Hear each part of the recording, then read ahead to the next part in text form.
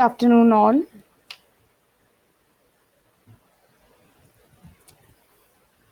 Students, कल मैंने discussion किया था प्रीवियस ईयर के एग्ज़ाम पैटर्न का कि एग्ज़ाम कैसे पूछा जाता था, जिसे कि मैंने आपको बताया था कि 5 पार्ट्स में एग्ज़ाम को पहले पूछा जाता था, है ना। मैं ज़रा आपको नया पैटर्न और प्रीवियस पैटर्न का एक चार्ट बनवा देती हूँ। Where is this, what happened to this, what happened. Audio video clear है? क्या आपको सुनाई दे रहा है सबको? क्या आप सब मुझे सुन पा रहे हो? All right. Basically, today's topic is best memorization techniques for ACF, tips to remember what you study. सबसे बेस्ट मेमोराइजेशन मैं क्यों बताना चाहूँगी, क्योंकि पेपर बहुत नज़दीक है, तो मैं आपको बेस्ट टिप्स देना चाहूँगी कि आपको कैसे याद करना चाहिए और आप कैसे याद करें और याद रखने का तरीका क्या है। और इसके साथ साथ कल मैंने प्रीवियस ईयर का आपको सिलेबस बताया था, पैटर्न बताया था, और इस साल नया पैटर्न क्या है सबसे पहले मैं वही डिस्कस कर लूँगी। मैं एक बार ओबीएस में ट्राई कर लेती हूँ, मेरे सेशन को यूट्यूब पे ट्राई कर लेती हूँ। आप सब मुझे एक मिनट का टाइम देंगे? मैं एक बार यूट्यूब पे ट्राई कर लेती हूँ, अगर आ पाता है तो वो लोग भी देख लेंगे मुझे। ठीक है, आप मुझे सुन पा रहे हैं सारे बच्चे? ठीक है, उसके बाद मैं एक्सप्लेन करना शुरू कर दूंगी आपको। ऑलराइट, चलिए सबको गुड आफ्टरनून। मुझे 1 मिनट का टाइम दीजिए, मैं ओबीएस पे एक बार देख लेती हूँ अगर कुछ प्रोसेस होता है तो, अगर मैं कुछ प्रोसेस कर पाती हूँ तो। और अभी मैंने कल जो सिलेबस डिस्कस किया था वो प्रीवियस ईयर, सिलेबस नहीं, जो मैंने पेपर डिस्कस किया था कि कैसे पूछा जाता है, वो प्रीवियस ईयर का पेपर था। आज मैं आप लोगों को ये बताने वाली हूँ कि इस साल एसीएफ में क्या क्या चेंजेस आए हैं, इस साल एसीएफ में क्या क्या चेंजेस आए हैं और उसमें हमें क्या क्या पढ़ना रहेगा। Open settings,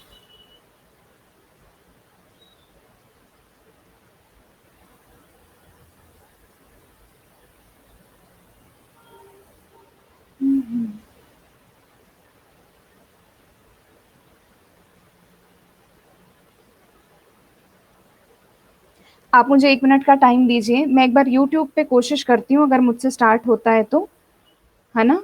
don't, late me check अगर मैं यूट्यूब पे भी आ पाती हूँ तो।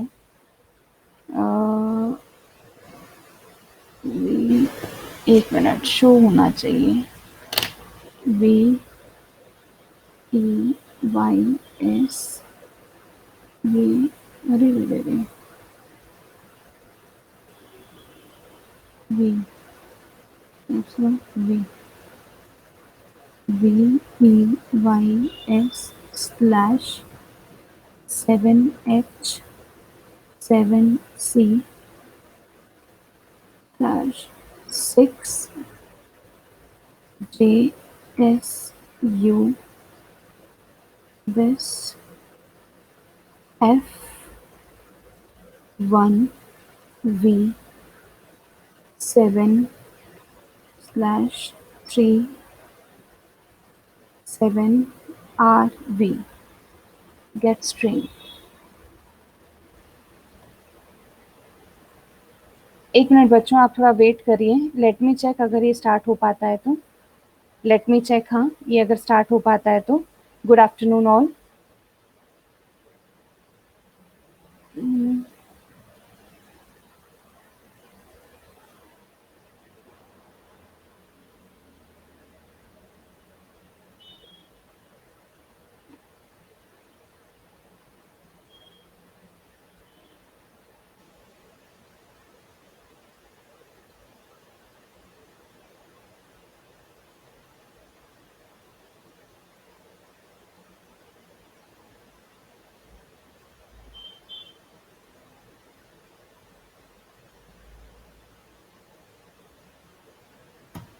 चलिए कोई बात नहीं, नहीं आ रहा है मेरे से तो कोई बात नहीं, मुझसे नहीं हो पा रहा है, इट्स फाइन। चलिए मैं आप लोगों को बता देती हूँ, यूट्यूब का स्टार्ट करने वाली थी, नहीं हुआ।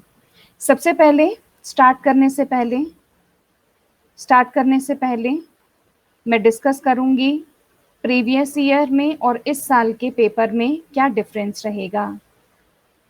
मैंने कल आपको सिलेबस के बारे में डिस्कस किया था, सिलेबस में कहीं कोई दिक्कत नहीं है, सिलेबस जो मैंने बताया है वो बिल्कुल एज इट इज़ रहेगा, ठीक है। और आज मैं थोड़ा सा डिस्कस करने वाली हूँ कि प्रीवियस ईयर का एग्ज़ाम क्या था और इस ईयर का एग्ज़ाम क्या है, ठीक है। ये है आपका प्रीवियस ईयर का पैटर्न, और ये है आपका दिस ईयर का पैटर्न। कल मैंने डिस्कस किया था, पहले एग्ज़ाम 5 पार्ट्स में पूछा जाता था, इफ़ यू रिमेंबर 5 पार्ट्स में पूछा जाता था, ए, बी, सी, डी एंड ई, और ये ईच 20-20 मार्क्स का रखा गया था, जिसमें से कि एक ऐसे राइटिंग भी था, एक इसका पोर्शन ऐसे राइटिंग भी था, और एक इसका पोर्शन प्रिसाइज भी था, ठीक है, एक इसका पोर्शन प्रिसाइज भी था। ऑलराइट, लेकिन इस साल सारे के सारे ही क्वेश्चन क्या रखे गए हैं, ऑब्जेक्टिव टाइप क्वेश्चंस रखे गए हैं, और मार्क्स क्या रखे गए हैं, इक्वल मार्क्स रखे गए हैं, यानी जितने भी क्वेश्चन आएंगे उनके मार्क्स क्या होंगे, इक्वल रहेगा, ठीक है। और ये 100 मार्क्स का होगा और 3 आवर्स का पेपर होगा, ठीक है। पहले ये ऑब्जेक्टिव क्वेश्चन थे,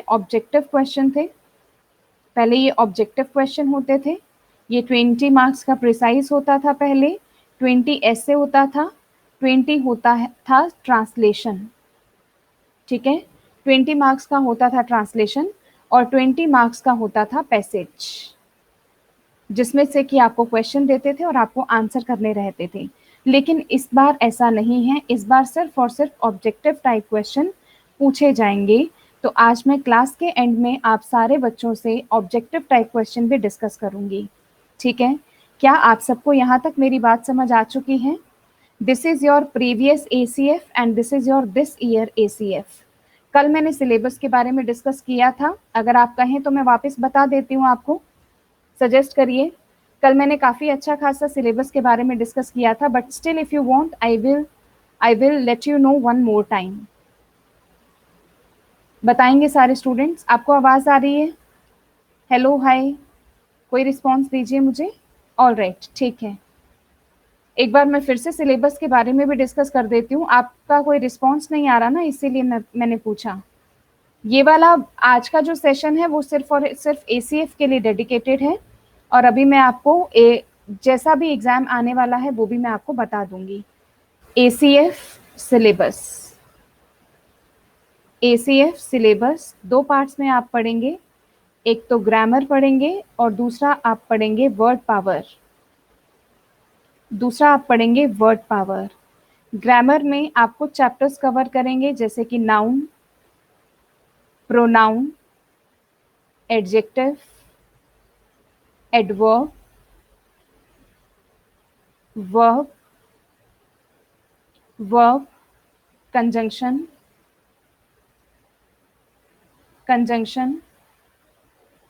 प्रीपोजिशन, आर्टिकल, इसके अलावा आप चैप्टर पढ़ेंगे एक्टिव पैसिव, डायरेक्ट इनडायरेक्ट, इसके अलावा आप चैप्टर पढ़ेंगे टेंस, ठीक है। हो गए चैप्टर 1 2 3 4 5 6 7 8 9 10 11, ठीक है। ये हुए आपके ग्रामर के चैप्टर्स। और वर्ड पावर में आप पढ़ेंगे वन वर्ड, आप पढ़ेंगे फ्रेजर वर्ब्स, आप पढ़ेंगे सिनोनिम्स एंड एंटोनिम्स, ठीक है, सिनोनिम्स, एंटोनिम्स। इसके अलावा मिसस्पेल्ड वर्ड्स,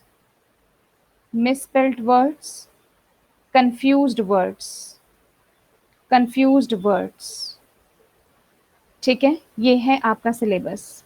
एक बार मैं फिर से रिपीट कर देती हूँ। पहले साल का जो ACF का पेपर था वो 5 पार्ट्स में पूछा जाता था, ABCDE। हर एक पार्ट का जो मार्किंग होती थी वो 20-20 ईच होती थी। 20 मार्क्स में एक में ऑब्जेक्टिव टाइप क्वेश्चन था, एक में आपको प्रिसाइज यानी कि ब्रीफ लिखना रहता था, एक में ऐसे राइटिंग थी और एक में ट्रांसलेशन था।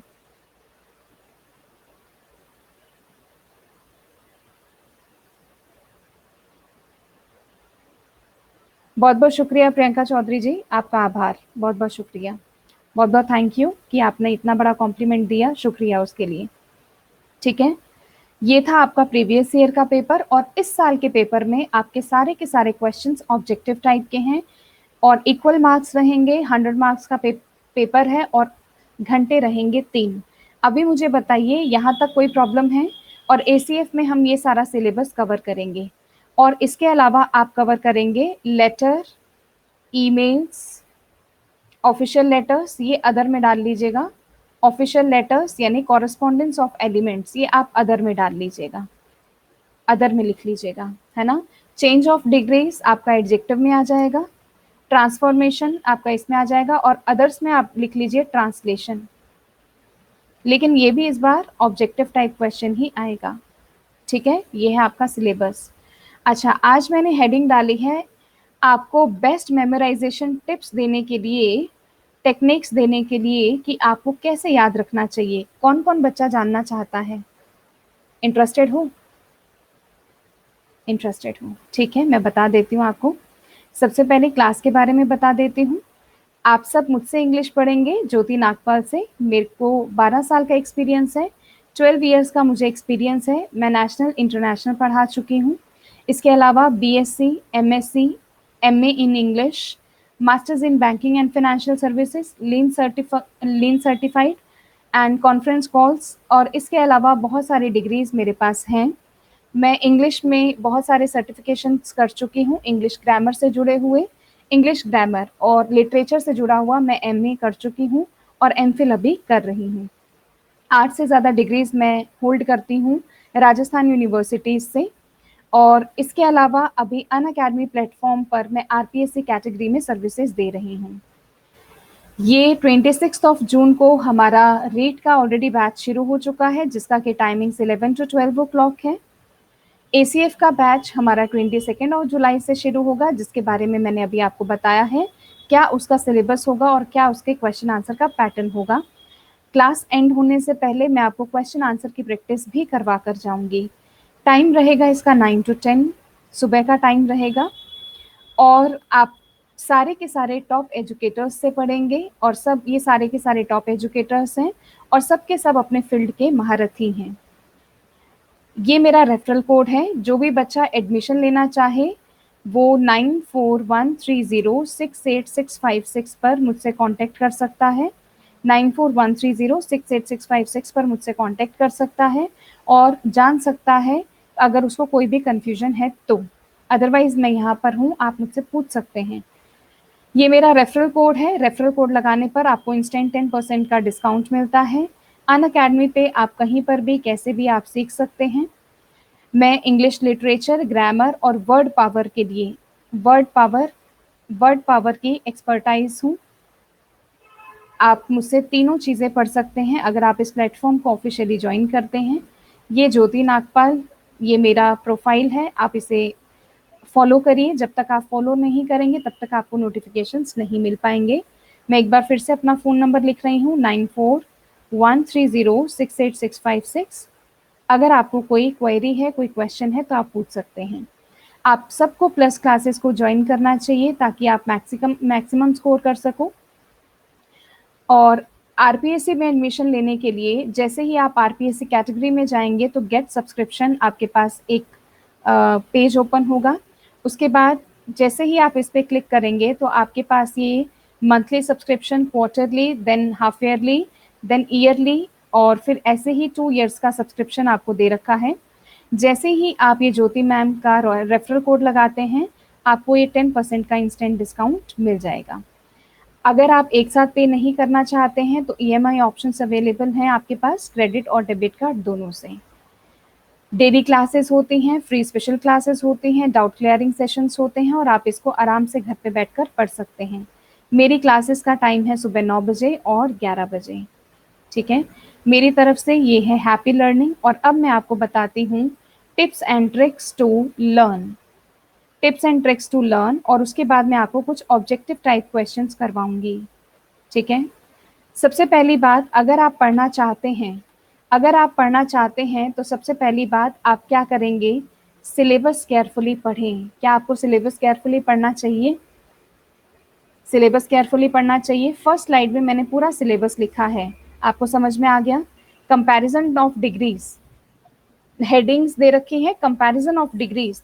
तो कंपैरिजन ऑफ डिग्रीज यानी कि अगर आप एडजेक्टिव पढ़ेंगे तो कंपैरिजन ऑफ डिग्रीज के बारे में पढ़ पाएंगे। तो ये छोटी छोटी आपको बातें समझ में आनी चाहिए। कंपैरिजन ऑफ डिग्रीज के नाम से कोई अलग से चैप्टर नहीं है। क्या ये बात समझ आई सबको? कंपैरिजन ऑफ डिग्रीज के नाम से कोई अलग से चैप्टर नहीं मिलेगा आपको, राइट? अगर आप एडजेक्टिव पढ़ोगे तो उसी में ही कंपैरिजन ऑफ डिग्रीज है। समझ आ रही है बात? ठीक है मनीष जी, नमस्ते। तो आपको सिलेबस के बारे में पता होना चाहिए, ये इंपॉर्टेंट है।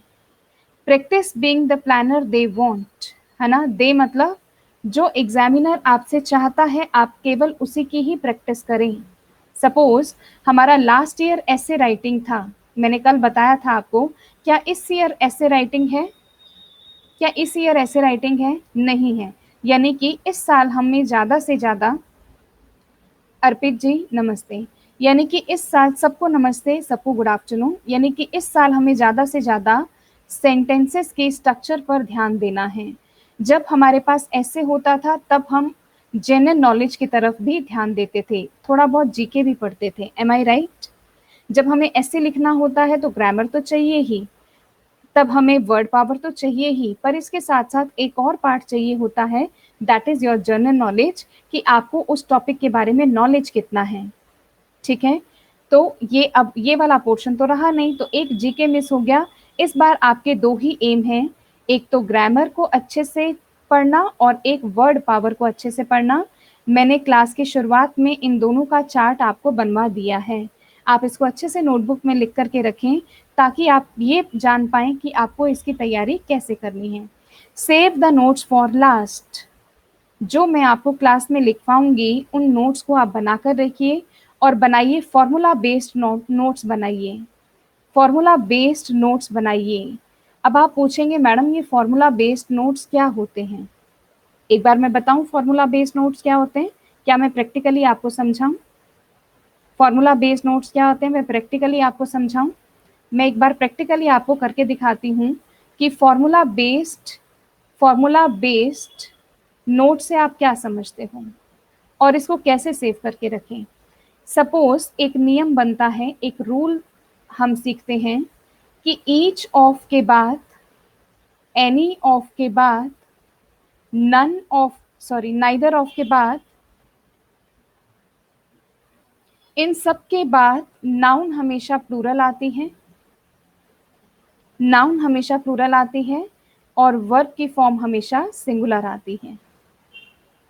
ये मैंने बना दिया फॉर्मूला बेस्ड। और इसी बात को किताबों में कैसे लिखा होता है, each of comma, neither of comma, any of comma के बाद plural noun and singular verb का यूज होगा, सिंगुलर वर्ब का यूज होगा। कौन सा ज़्यादा इजी रहेगा पढ़ने में? क्लासरूम में तो आपको यही पढ़ाएंगे, बट मैं आपको साथ साथ फॉर्मूला भी बनवाऊंगी, यानी कि ये आपके क्लास के एंड तक आपके साथ बने रहें। तो ज़्यादा इजी कौन सा रहेगा, एक एक लाइन को पढ़ना या सीधा पेज पे जाना, सीधा देखा प्लूरल और सीधा देखा सिंगुलर? क्या यहाँ तक बात समझ आ गई सबको? तो फॉर्मूला बेस्ड पढ़े। इसी तरीके से मैंने रूल लिख दिया, मैनी ए, मैनी ए का मतलब होता है बहुतों में से कोई एक, यानी कि इसके बाद यूज होने वाली नाउन और इसके बाद यूज होने वाली वर्ब दोनों ही क्या रहने वाली हैं, सिंगुलर रहने वाली हैं। बस इतनी सी बात याद रखो।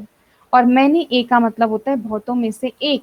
ऑब्जेक्टिव टाइप क्वेश्चन में इस प्रकार के, इस तरीके के फॉर्मूले जो हैं वो बहुत ज़्यादा पूछे जाएंगे, इसीलिए मैं आपको फॉर्मूला बेस्ड भी पढ़ाऊंगी। थ्योरी तो पढ़नी ही है, no doubt about it, theory भी पढ़ेंगे, चीज़ों को समझेंगे भी, बट एट द एंड मैंने क्या लिखा है, लास्ट के लिए क्या बनाकर रखें, नोट्स बनाकर रखें। लिखा है ना मैंने साफ साफ, save the notes for last. ये आपके सबसे बेहतरीन ट्रिक्स हैं स्पेशली इंग्लिश को पढ़ने के लिए, जहाँ पर बच्चों को इंग्लिश टफ लगती है। थोड़ा सा अगर आप साइंटिफिकली तरीके से इसको पढ़ेंगे तो इंग्लिश दुनिया की सबसे ईजीएस्ट लैंग्वेज में काउंट होती है और एक्चुअली ये बहुत ईजी लैंग्वेज है। Done. All right, let's move on to next point. ये हुआ आपका formula based. Make revision a habit. आप किस चीज़ की आदत डालिए? रिविजन की हैबिट ज़रूर डालिए। अगर आपने रिविजन नहीं किया तो प्रॉब्लम है। अच्छा, अब मुझे बताइए, अभी अभी मैंने आपको एक फॉर्मूला बताया है, क्या मैं उसको रिवाइज करके देखूं एक बार? आई होप आप नोटबुक में लिख रहे होंगे या नहीं लिख रहे होंगे, I don't know, but I hope आपको फॉर्मूला ज़रूर समझ में आ गया होगा। ऑलराइट, मैं पूछ के देखती हूँ।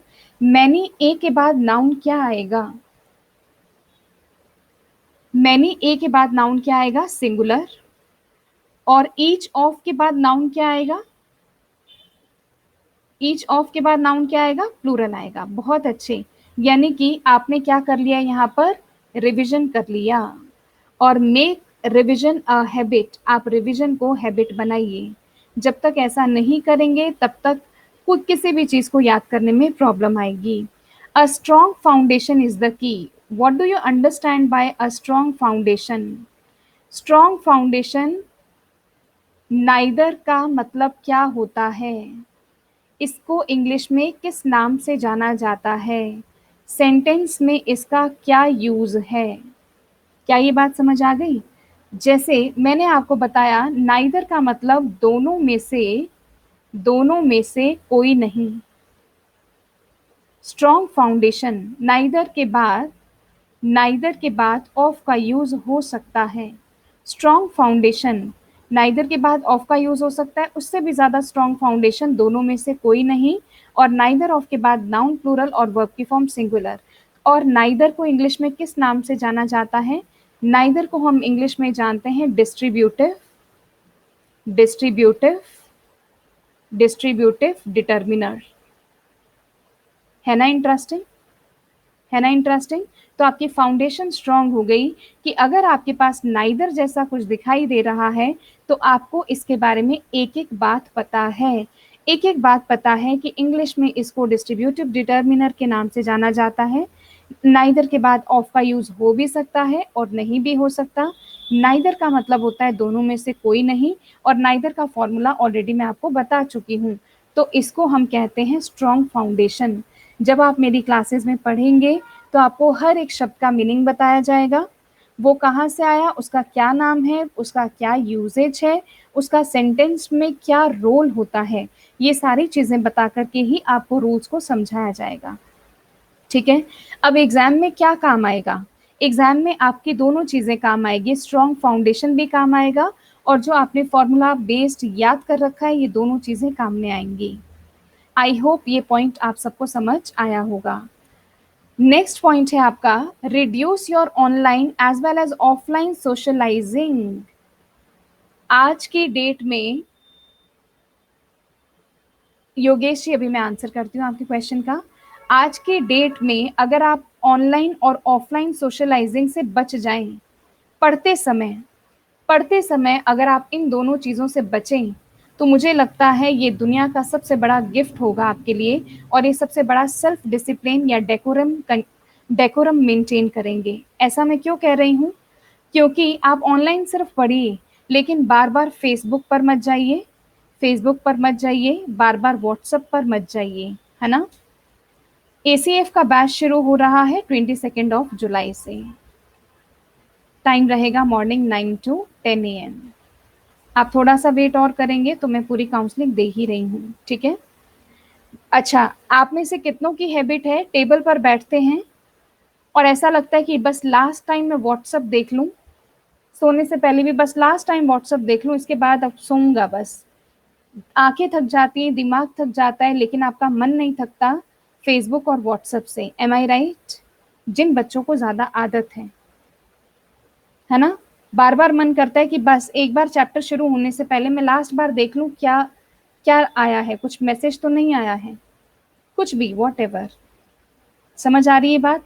आप इस हैबिट को पूरी तरीके से छोड़ दीजिए, क्योंकि अगर आप ये हैबिट छोड़ देंगे, यस, सुबह भी फ़ोन, रात में भी फ़ोन। आप क्लासेस अटेंड करिए, अपना सेल्फ डिसिप्लिन बनाइए कि आपको दिन में 5 आवर्स, पूरे दिन में 5 आवर्स या 4 आवर्स या 6 आवर्स, जो भी आपकी प्लानिंग है उसके अकॉर्डिंग आप एक प्लानर बनाकर चलिए। उसके अलावा फ़ोन से आपका कोई मतलब नहीं होना चाहिए।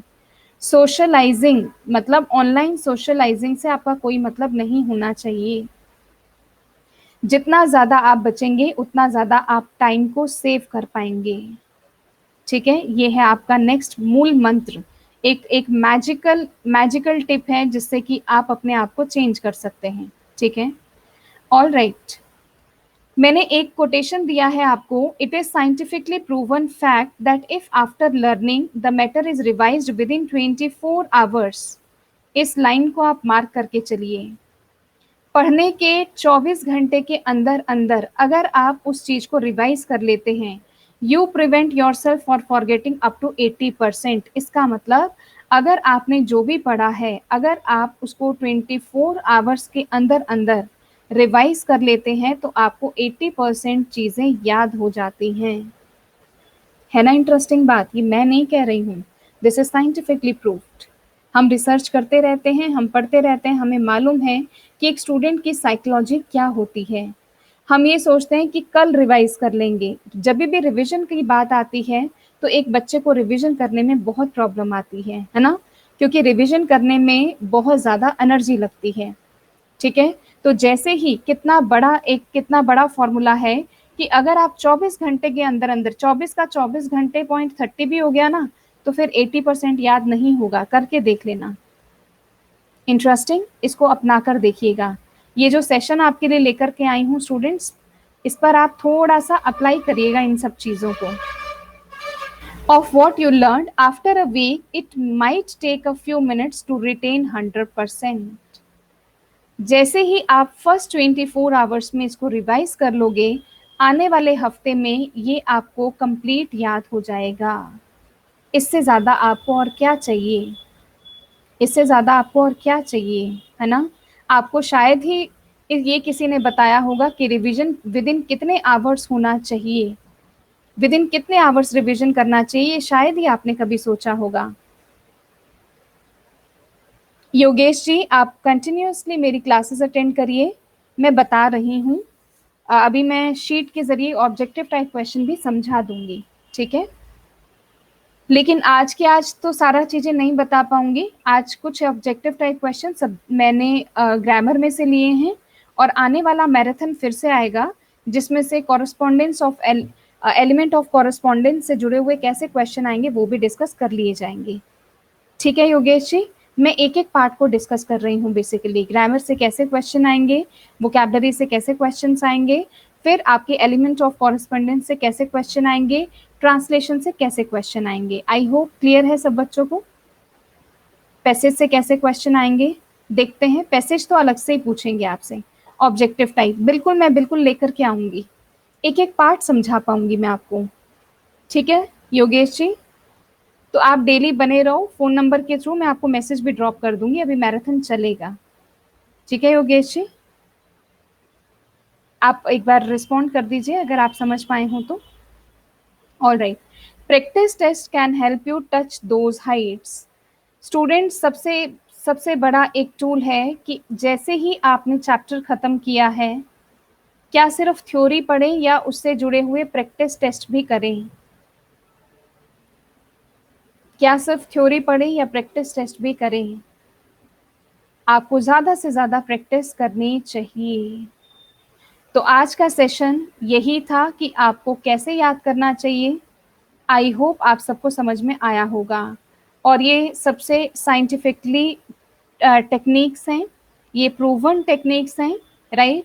ये सबसे ज़्यादा टेक्निक्स ऐसी हैं जिससे कि आप ज़्यादा से ज़्यादा बेस्ट मेमोराइजेशन, यानी कि आप ज़्यादा से ज़्यादा याद कर सकते हो जो आपने पढ़ा है। ठीक है, एसीएफ का सिलेबस ये प्रीवियस ईयर का पेपर था और अब ये दिस ईयर का पेपर है। ये आपको सिलेबस कवर करना है। अदर में आपने letter, emails, official letters, translation लिखा है। स्टूडेंट्स, आज मैं आपको इस वाले पोर्शन से कैसे क्वेश्चन आएंगे ये समझा रही हूँ। ठीक है, इसके आगे की जो मैराथन की क्लासेस होंगी उसमें मैं ये दोनों तरीके के क्वेश्चन आपको सिखाऊंगी और उसके बाद जो मैराथन क्लास होगी उसमें ये वर्ड पावर से जुड़े हुए क्वेश्चंस को सिखा दूंगी। Am I clear? कल मैंने पूरा प्रीवियस ईयर के पेपर को डिस्कस किया था कि प्रीवियस ईयर में कैसा आता था, ये डिस्कस किया था, लेकिन इस बार हमें कैसा करना है आज मैंने ये डिस्कस किया है। योगेश जी एंड एवरीबॉडी, समझ में आ गया सबको? अच्छा, आज मैं इनकी आपको प्रैक्टिस करवा रही हूँ। तो मैंने बेस्ट टिप्स भी दे दी आपको, मैंने सिलेबस भी बता दिया आपको, और इसके साथ साथ पहले कैसा पेपर था और इस बार का पेपर क्या है डिफरेंस, ये दोनों बताया। आई होप ये सेशन आपके लिए हेल्पफुल रहा होगा। अब मैं थोड़े से क्वेश्चन आपसे डिस्कस कर लेती हूँ ग्रामर से जुड़े हुए। इसके आगे वाले मैराथन में ऑफिशियल लेटर से जुड़े हुए मैं डिस्कस कर लूँगी क्वेश्चन, और इसके आगे वाले मैराथन में मैं डिस्कस कर लूँगी वर्ड पावर से जुड़े हुए क्वेश्चंस। ठीक है, ये मेरी तरफ से सेशन है और मैं लास्ट आपके लिए लेकर के आई हूँ प्रैक्टिस सेशन। साथ साथ पढ़ेंगे प्रियंका, इसे हम साथ साथ पढ़ेंगे, है ना? एक एक चैप्टर जैसे ही खत्म होगा वैसे ही सेंटेंस करेक्शन आ जाएगा। एक चैप्टर खत्म किया उससे जुड़ा हुआ सेंटेंस करेक्शन, दूसरा चैप्टर खत्म किया उससे जुड़ा हुआ सेंटेंस करेक्शन। ठीक है, डन है? तो आज मैं आपके पास ऑब्जेक्टिव टाइप क्वेश्चंस लेकर के आई हूँ।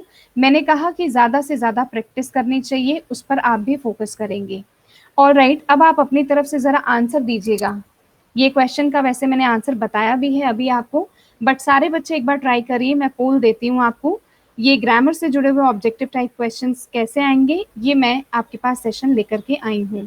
Question number 1, each of them dash a lecturer in Eklavya college. Each of them के बाद इज आना चाहिए, वर आना चाहिए, आर आना चाहिए, या फिर कैन आना चाहिए।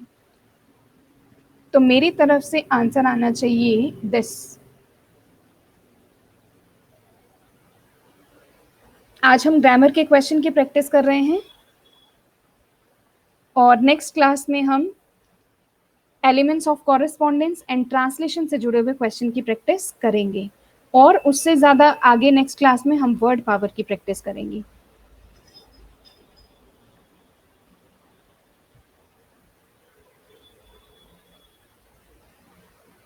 पोल दे दिया मैंने आप सबको, श्रवण जी पोल दे चुकी हूँ मैं आपको।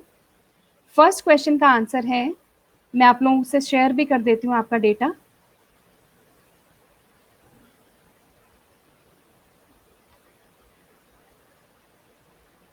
पोल नहीं आया? ऑलराइट, ईच ऑफ देम, अभी भी मैंने आपको समझाया था students, each of, each of के बाद नाउन कैसी आएगी? नाउन या प्रोनाउन हमेशा आती है प्लूरल। चेक करेंगे क्या ये प्लूरल है, आंसर है हाँ। और वर्ब की फॉर्म हमेशा आती है सिंगुलर, तो सिंगुलर वर्ब कौन सी होगी? इज। बहुत अच्छे। Question number 2, the quality of mangoes dash not good. The quality of mangoes dash not good, तो मेरी तरफ से आंसर आना चाहिए ये वाला।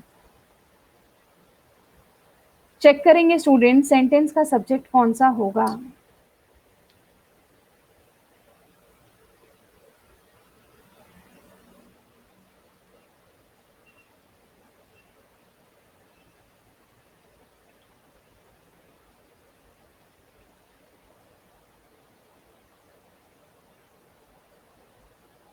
शमन जी पोल आ रहा है क्या? हाँ आया, आपने आंसर दिया, बिल्कुल ठीक है। मैं एक बार लर्नर्स के साथ शेयर कर देती हूँ आपका स्कोर। बहुत बहुत शुक्रिया रानू जी, आप मेरी क्लासेस अटेंड करके देखिए ज़्यादा से ज़्यादा, आपको अच्छा लगेगा, आपको अच्छा लगेगा, एक डिफरेंट वे ऑफ टीचिंग लगेगा। आया पोल? ठीक है, और आप इंजॉय करेंगे क्लासेस को और आपको डेली नई नई चीज़ें सीखने को मिलेंगी। बहुत अच्छे Yogesh ji. The quality, sentence का सब्जेक्ट है क्वालिटी, क्वालिटी है सिंगुलर, अगर सिंगुलर है तो वर्ब की फॉर्म भी क्या आनी चाहिए? सिंगुलर। अगर यहाँ पर मैं सेंटेंस का सब्जेक्ट ही लिखूं या राम लिखूं तो इज लगाऊंगी या आर लगाऊंगी? इज लगाऊंगी या आर लगाऊंगी? ऑफ कोर्स इज लगाऊंगी। आपको कैसे पता कि आप इज लगाएंगे? क्योंकि आपको आपको मालूम है कि हम बात किसकी कर रहे हैं, ही या फिर राम की, है ना? जिसकी भी बात होगी तो वर्ब भी तो उसी को अग्री करेगा ना। सेंटेंस में हम जिसकी बात करेंगे उसी से रिलेटेड वर्ब आएगी। अगर बात मैं सिंगुलर की कर रही हूँ तो वर्ब भी सिंगुलर की आएगी। बात मैं यहाँ क्वालिटी की कर रही हूँ तो वर्ब भी क्या आएगी, क्वालिटी क्या है, सिंगुलर है, तो वर्ब भी क्या आने वाली है, सिंगुलर का यूज होगा, तो आंसर आ जाएगा वॉज। ठीक है, all right, let's move on to question number 3। The introduction of tea and coffee and such other beverages dash not dash without some effect. बिल्कुल, बैच का मैं कर चुकी हूँ अपनी तरफ से, मैं विद टॉपिक्स कर चुकी हूँ, मैं विद टॉपिक्स कर चुकी हूँ। और अभी मैं अपने मैनेजर से बोलती हूँ, एक मिनट, एक मिनट रुक जाइए, मैं अपनी तरफ से कर चुकी हूँ, बट स्टिल, ठीक है, ऑल राइट। तो question number, the introduction of tea and coffee and such other beverages dash not dash without some effect, तो क्या आना चाहिए, तो मेरी तरफ से आंसर आना चाहिए, मेरी तरफ से आंसर आना चाहिए ये वाला। इसको बीन कर लीजिए, एक को बीन कर लीजिए और एक को बी लिख लीजिए। मैंने सही कर दिया श्रवण जी, प्रिंटिंग एरर था, मैंने करेक्ट कर दिया है, मैंने करेक्ट कर दिया है। ठीक है,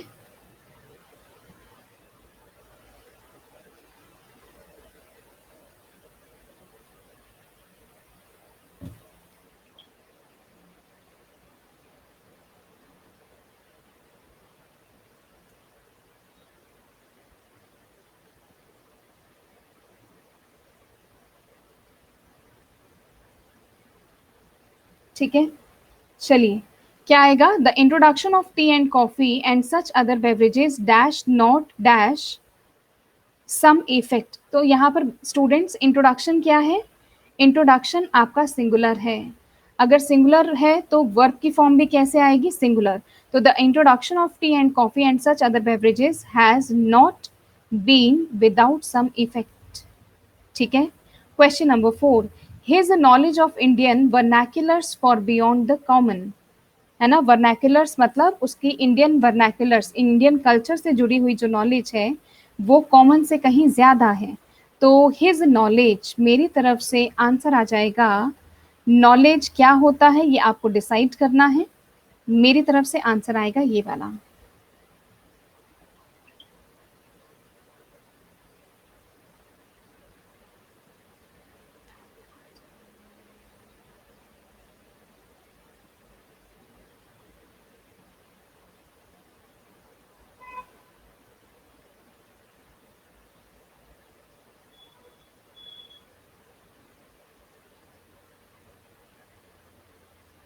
स्टूडेंट्स, नॉलेज सिंगुलर होता है या प्लूरल होता है, बताइएगा।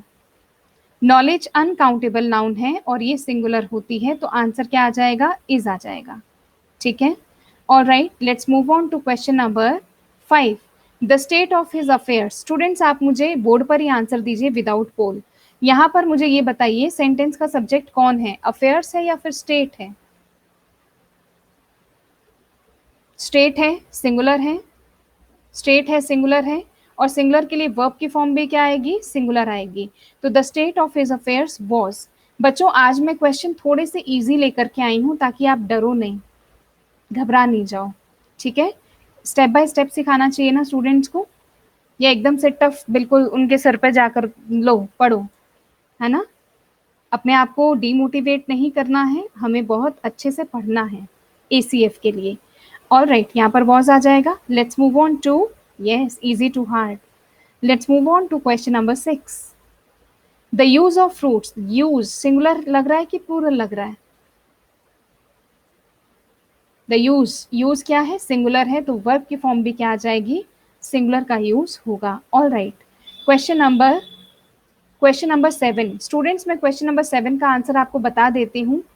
If plus it plus were, if plus it plus were का यूज होता है, इसे हम कहते हैं imagination, imaginary sentences, imaginary sentences. ठीक है, काल्पनिक वाक्य। हर एक इमेजिनरी सेंटेंस के साथ इफ प्लस वर का यूज होगा। अब यहाँ पर अगर मैं इफ ही लगा दूं तो भी वर का यूज होगा, इफ राम लगा दूं तो भी वर का यूज होगा, राइट। अब यहाँ पर आप राम या ही देख करके वॉज का यूज नहीं करोगे। यस पदम, क्या ये बात समझ आई सारे स्टूडेंट्स को? क्योंकि ऐसा रीजन क्या है, व्हाट इज द रीजन कि ही आया तभी भी वर लगाया, क्योंकि ये एक इमेजिनरी सेंटेंस है। अब आप मुझे क्वेश्चन नंबर 7 का आंसर बताइए। अब आप मुझे क्वेश्चन नंबर 7 का आंसर बताइए। If it dash possible to get near when one of the volcanic eruptions take place we should see a grand sight. तो आंसर क्या आ जाएगा? वर आएगा। Alright, let's move on to quality questions ही रहेंगे Yogesh, don't worry. Yogesh आपके पास plus subscription है क्या? आप एक बार मुझे बताइए हाँ या ना। दोनों के मैं बता देती हूँ। अगर आपके पास है तो मेरी रिक्वेस्ट है, मैंने एसीएफ का बैच पढ़ाया है सुबह 9 बजे, और वहाँ के आप थोड़ा सा प्रैक्टिस सेशन जा करके देख लो, है ना। 8 अप्रैल को शुरू किया था मैंने एसीएफ का बैच, जो कि अभी खत्म तो नहीं होगा, वो अभी चल रहा है, रनिंग बैच है। 3 महीने से मैं पढ़ा रही हूँ योगेश, आप मुझे सुन पा रहे हो? अगर आपके पास प्लस सब्सक्रिप्शन है तो आप एक बार वहाँ ट्रायल लेकर के देख लो कि मैंने क्या नंबर ऑफ क्वेश्चंस रखे हैं, उसका लेवल क्या रखा है, और बच्चों को पढ़ाने का तरीका क्या है। ठीक है, चलिए, फिर भी मैंने बताया है, और नहीं है तो आपको प्लस सब्सक्रिप्शन तो लेना ही पड़ेगा, कोर्स के लिए तो प्लस सब्सक्रिप्शन लेना ही पड़ेगा। ठीक है, एक बार मैं क्वेश्चन आंसर पूछने से पहले एक बार नए बच्चे जो जुड़े हैं मैं उनसे एक बार फिर से डिस्कस कर लेती हूँ। आज का मेरा टॉपिक था कि एसीएफ के एग्जाम में जितने भी टॉपिक्स हैं उनको याद करने का बेस्ट तरीका क्या है और उसको कैसे याद करना चाहिए। और उसके लिए सबसे पहली ही टेक्निक बताई है, और वो टेक्निक क्या है बताओ तो ज़रा। सबसे पहली टेक्निक क्या है? सबसे पहली टेक्निक क्या है कि सिलेबस को जानो। सबसे पहली टेक्निक है सिलेबस को जानो, एम आई राइट? सबसे पहली टेक्निक है सिलेबस को जानो। अगर आपने सिलेबस जाना नहीं, सिलेबस ठीक से नहीं पढ़ा तो फिर प्रॉब्लम आएगी, है ना। और दूसरी टेक्निक क्या है? जो भी आप तैयार करो उसकी प्रैक्टिस की एक आदत डाल लीजिए। तीसरा, आप फॉर्मूला बेस्ड अपने नोट्स को तैयार करके रखिए। इसके अलावा मैंने आपको ये बताया है कि स्ट्रॉन्ग फाउंडेशन होना चाहिए, यानी कि आपको हर एक चीज़ एक शब्द के बारे में पता होना चाहिए, रिवीजन की हैबिट होनी चाहिए, और सोशलाइजिंग से आप थोड़ा सा दूर रहेंगे। और रिवीजन की हैबिट अगर 24 आवर्स के अंदर अंदर है तो वो आपको 80% याद हो जाएगा। अगर 24 घंटे और फिर 30 मिनट आपने और बढ़ा दिया, 24 घंटे और 30 मिनट आपने और बढ़ा दिया, इसका मतलब वो 80% नहीं रहेगा। ये साइंटिफिकली प्रूव्ड है। ठीक है, ये आप हैबिट्स बनाएंगे। अब क्योंकि सबसे पहला स्टेप है सिलेबस को जानना, तो सिलेबस में मैंने ये सारे टॉपिक्स आपको अलग अलग समझा दिए हैं, ग्रामर का, अदर का और वर्ड पावर का। ठीक है, ग्रामर में ही आपको एक एक चैप्टर तैयार करना है। अब जैसे ही आपने पढ़ा कंपैरिजन ऑफ डिग्री, तो दिमाग में आने लगा, अरे ये टॉपिक मैं कहाँ ढूंढूं? तो कोई किताब में, बुक में अलग से टॉपिक नहीं मिलेगा, ये टॉपिक मिल जाएगा एडजेक्टिव में।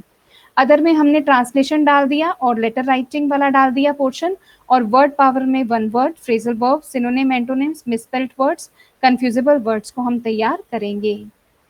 ठीक है, ये प्रीवियस ईयर का पैटर्न है कि 5 पार्ट्स में। मैंने कल आपको पूरा आधा घंटा प्रीवियस ईयर में क्या पूछते थे ये मैं बिल्कुल अच्छे से डिस्कस करके गई हूँ, कि 5 पार्ट्स में पूछते थे, और ऑब्जेक्टिव होता था, प्रिसाइज होता था, एसे होता था, पैसेज होता था, ट्रांसलेशन होता था। लेकिन इस बार सारे के सारे ऑब्जेक्टिव टाइप क्वेश्चंस रहेंगे, इक्वल मार्क्स के रहेंगे, 100 मार्क्स के क्वेश्चंस हैं, और 3 आवर्स का टाइम पीरियड रहेगा। आप सबको एसीएफ में एडमिशन लेना पड़ेगा। जब तक आप प्लस सब्सक्रिप्शन नहीं लेंगे तब तक आप अपने गोल को अचीव नहीं कर पाएंगे। क्या प्लस सब्सक्रिप्शन सिर्फ और सिर्फ इंग्लिश का होगा? क्या प्लस सब्सक्रिप्शन इंग्लिश का होगा? नहीं, ऐसा नहीं है। कंप्लीट टीचर इसी में आ जाएगा, ईमेल राइटिंग में आ जाएगा, अदर्स में। यस, सिलेबस समझ में आ गया ना। कंप्लीट सब्जेक्ट्स को आप पढ़ते हैं, ऐसा नहीं है कि 2 सब्जेक्ट पढ़ेंगे या 3 पढ़ेंगे, कंप्लीट एसीएफ को आप पढ़ेंगे इसमें। ये आप प्रोफाइल को जब तक फॉलो नहीं करेंगे तब तक आपको मैसेजेस या नोटिस नहीं मिल पाएगा अनअकैडमी की तरफ से। Then you must follow me so that you can get all the updates, right. Plus classes में आपको ज़्यादा से ज़्यादा पार्टिसिपेट करना है, ज़रूर से सब्सक्रिप्शन लेना है, और सब्सक्रिप्शन के लिए ये मैंने लिख दिया है, और 10% डिस्काउंट के बाद आपकी फ़ीस स्ट्रक्चर ये रहने वाली है। आप कोशिश करें कि लंबा सब्सक्रिप्शन लें। लंबा सब्सक्रिप्शन में फ़ायदा ये है कि आप एसीएफ के बाद अगर आप पटवार को टारगेट कर रहे हैं, तो वो भी आपका इसी फीस में कवर हो जाएगा। आप में से कितने एसीएफ के बाद पटवार को टारगेट कर रहे हैं? आप में से कितने स्टूडेंट्स एसीएफ को खत्म होने के बाद पटवार को भी टारगेट कर रहे हैं? ऐसा कुछ है माइंड में?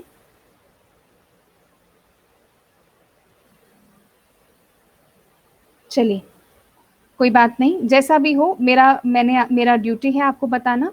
मेरे बैचेस सुबह 9 बजे चलते हैं और 11 बजे चलते हैं, ठीक है। और योगेश जी, आप एक बार पैटर्न देखना चाहें, स्टैंडर्ड देखना चाहें, तो आप बिल्कुल क्लासेस में जा कर के देख सकते हैं। एसीएफ आरएस बहुत अच्छा टारगेट है प्रियंका, बिल्कुल अचीव कर सकते हैं। प्रियंका चौधरी जी बहुत अच्छे, बहुत बढ़िया, ठीक है, बहुत ही अच्छी बात है। चलिए, मैं आपको कुछ एक क्वेश्चंस और करवा देती हूँ। क्वेश्चन नंबर 9, आप सिर्फ मुझे वैसे ही आंसर करिए। द सिम्टम्स ऑफ टीबी, अब चेक करिए सेंटेंस का सब्जेक्ट कौन है। चेक करिए सेंटेंस का सब्जेक्ट कौन है।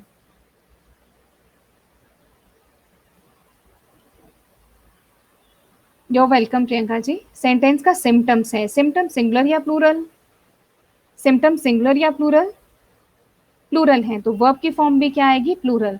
The symptoms of TB were incurable in 18th century. 18th century में जो टीबी के सिम्टम्स थे वो कभी क्योर नहीं किए जा सकते थे। ऑल राइट, बहुत ही प्यारा क्वेश्चन है। जरा मैं पोल दूंगी इस क्वेश्चन पर।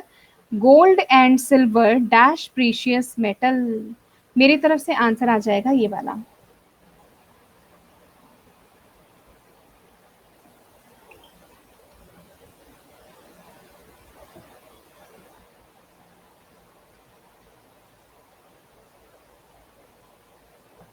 ठीक है, क्या हुआ, अटक गए? 50% राइट आंसर जा रहा है। ए में आया, बी में आया, सी में आया, ओके, नो प्रॉब्लम, मैं आपको डिस्कस कर दूंगी।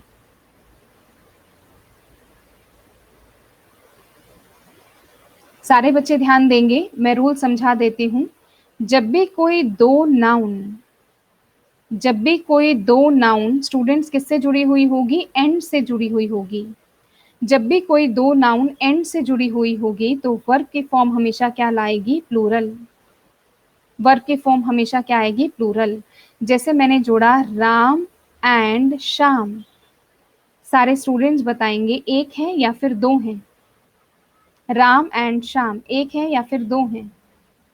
दो हैं, ठीक है, दो हैं, तो यहाँ पर वर्ब की फॉर्म भी क्या आएगी? प्लूरल आएगी। या तो अगर प्रेजेंट में लिखना है तो आर, और पास्ट में लिखना है तो वर आएगा। तो यहाँ पर मैंने दो नाउन एंड से जोड़ दी, गोल्ड एंड सिल्वर। क्या ये दोनों एक है या अलग अलग हैं? गोल्ड अलग है, सिल्वर अलग है, तो वर्ब की फॉर्म सिंगुलर लगाऊं कि प्लूरल लगाऊं? ऑफ कोर्स मुझे वर्ब की फॉर्म प्लूरल लगानी होगी, और प्लूरल फॉर्म क्या रहेगी? आर रहेगी। प्लूरल फॉर्म क्या रहेगी? आर रहेगी, ठीक है, ऑल राइट। अभी नेक्स्ट क्वेश्चन, इसी तरीके से आपने लिखा फायर एंड वाटर। क्या ये रूल सेम है स्टूडेंट्स? क्या दो नाउन एंड से जुड़ी हुई हैं? चेक करिए जरा, क्या दो नाउन एंड से जुड़ी हुई हैं? बिल्कुल जुड़ी हुई हैं। अगर दो नाउन एंड से जुड़ी हुई हैं तो वर्ब की फॉर्म भी क्या आनी चाहिए? प्लूरल। तो प्लूरल किसको लिखूं? डज नॉट को, डू नॉट प्लूरल है, वॉज नॉट प्लूरल है, या फिर हैज नॉट प्लूरल है? क्या प्लूरल है?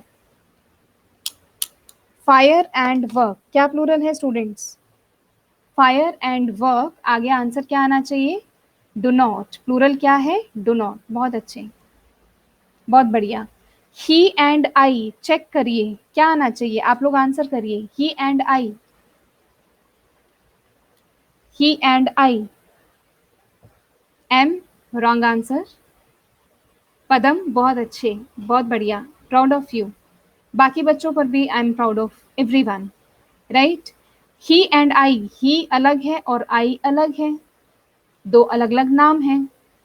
बहुत अच्छे श्रवण, दो अलग अलग नाम हैं, तो नाम में क्या आना चाहिए? आंसर क्या आएगा? वर आएगा। है ना।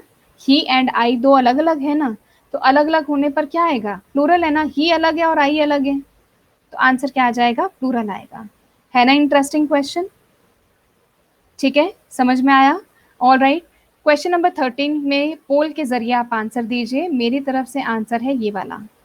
Late me check how many of you give right answer.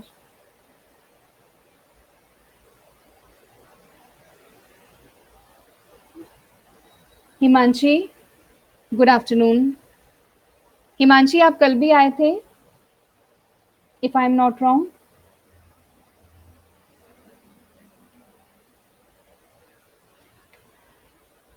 Students ध्यान देंगे, स्टूडेंट्स ध्यान देंगे। आपके पास एंड से दो नाउन जुड़ी हैं, एक है फादर, एक है मदर। एक है फादर और एक है मदर, तो आंसर क्या आना चाहिए,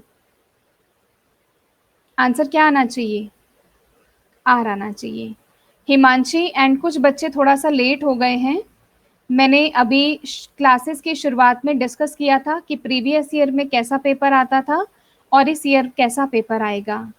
हिमांशी, अगर आप कल आए थे तो आपको याद होगा मैंने ये सारा पैटर्न आपसे डिस्कस करके गई थी जो कि प्रीवियस ईयर में आता था, और इस साल क्या पैटर्न आएगा ये भी मैं डिस्कस कर चुकी हूँ। आप एक बार प्लीज़ क्लास को रिकॉर्डेड वीडियो ज़रूर देख लीजिएगा, ठीक है, ताकि आपके डाउट्स क्लियर हो जाएं। कल मैंने जो पैटर्न बताया था वो मैं डिस्कस करके गई थी कि पहले कैसे पेपर आता था। मैंने इस बात को बहुत बार रिपीट कर चुकी हूँ, और इस साल क्या चेंजेस हुए हैं मैंने वो डिस्कस किया है। हिमांशी, सिलेबस तो मैंने कल ही बता दिया था, और आज मैंने कुछ ट्रिक्स दी हैं याद करने की। आज मैंने कुछ ट्रिक्स दी हैं कि आपको इंग्लिश को कैसे याद करना है। ठीक है, इंग्लिश को कैसे याद करना है मैंने इसकी भी ट्रिक्स दी हैं आपको। ठीक है, आप एक बार अगर आप चाहें तो रिकॉर्डेड वीडियोस देख सकते हैं, रिकॉर्डेड वीडियोस देख सकते हैं। और सबसे पहले ट्रिक होती है कि आप सिलेबस को केयरफुली पढ़ें, आप अपना प्रैक्टिस की आदत डालें, इसके साथ साथ अपने नोट्स को एंड तक सेव रखें और नोट्स बनाएंगे फॉर्मूला बेस्ड। अब इसको मैं डिटेल में बता चुकी हूँ, तो ये आप रिकॉर्डेड वीडियोस देख लीजिएगा। हैबिट की प्रैक्टिस डालें, स्ट्रॉन्ग फाउंडेशन रखें, ऑनलाइन सोशलाइजिंग से आप दूर रहिए। और इसके अलावा अगर आप 24 घंटे के अंदर अंदर किसी चीज़ को रिवाइज करते हैं तो वो आपको 80% याद हो जाएगी। ये सबसे बड़ा आज की ट्रिक थी, इससे बड़ा कुछ भी नहीं था। तो आप डिटेल्ड जो स्ट्रक्चर है उसको आप 2-3 बार मैंने रिपीट किया है आज की क्लास में, आप ज़रूर से देख लीजिएगा।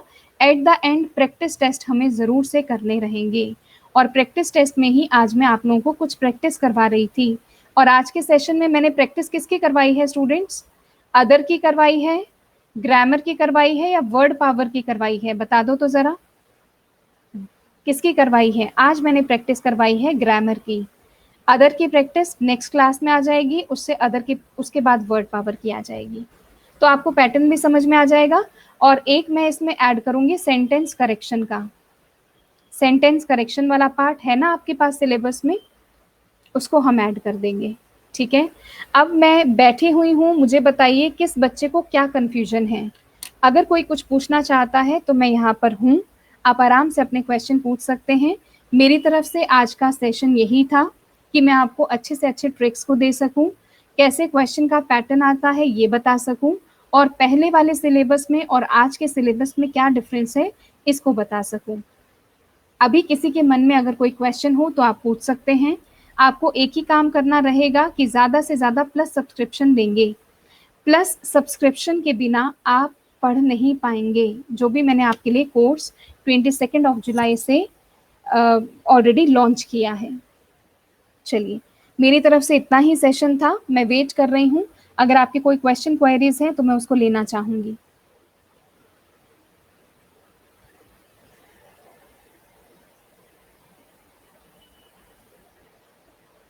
योगेश जी, कुछ पूछना चाहेंगे आप?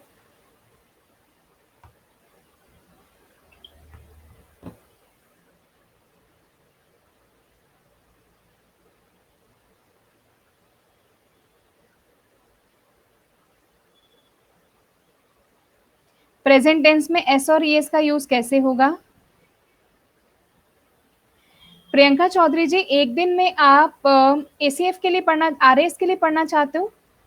आप एक बार टारगेट करिए, जैसे मैं आरएएस के लिए मैं बता देती हूँ, आपका आंसर भी बताती हूँ मैं। पदम जी, आपके क्वेश्चन का आंसर भी देती हूँ। आरएएस के लिए आप क्या करें, लगभग आपके पास 9 या 10 सब्जेक्ट होंगे, एम आई राइट?